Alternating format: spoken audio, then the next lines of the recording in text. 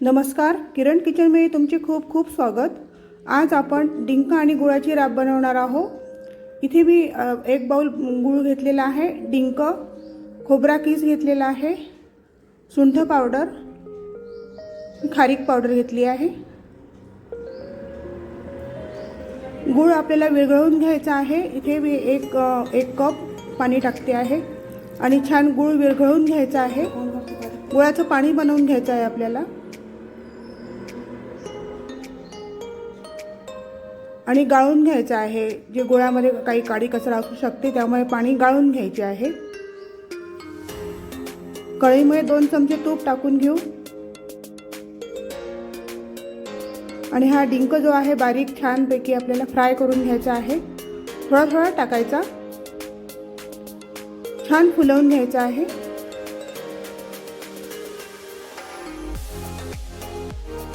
आणखी 1 चमचा टाकून घेऊ। छान सोनेरी रंगावर तळून छान भाजून घ्यायचा आहे। छान फुललेला आहे, तुम्ही बघू शकता। आणि या ठिकाणी आपण गुळाचे पाणी टाकून घेऊ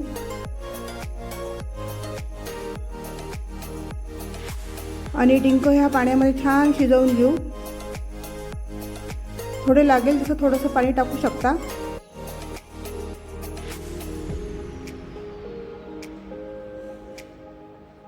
छान उकळी येऊ द्यायची आहे।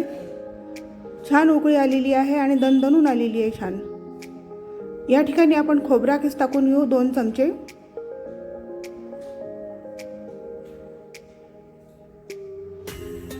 खारीक पावडर टाकून घेऊ 2 चमचे,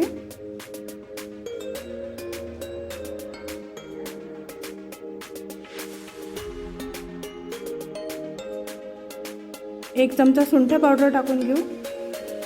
हिवाळ्यासाठी ही रेसिपी खूप छान आहे, इन्स्टंट एनर्जी मिळेल। चहाच्या ठिकाणी तुम्ही रोज घेऊ शकता। वेलची पावडर आणि हे सगळं छान मिक्स करून घेऊ आणि दणदणीत वाफ येऊ देऊ। असं गरमागरम जर रोज घेतलं थंडीच्या दिवसात तर हेल्थ बेनिफिट खूप छान मिळेल। छान उकळी आलेली आहे, बाउलमध्ये काढून घेऊ। ही रेसिपी तुम्हाला कशी वाटली ती नक्की कळवा। अशाच छान छान रेसिपी पाहण्यासाठी किरण किचनला लाईक आणि सबस्क्राईब नक्की करा।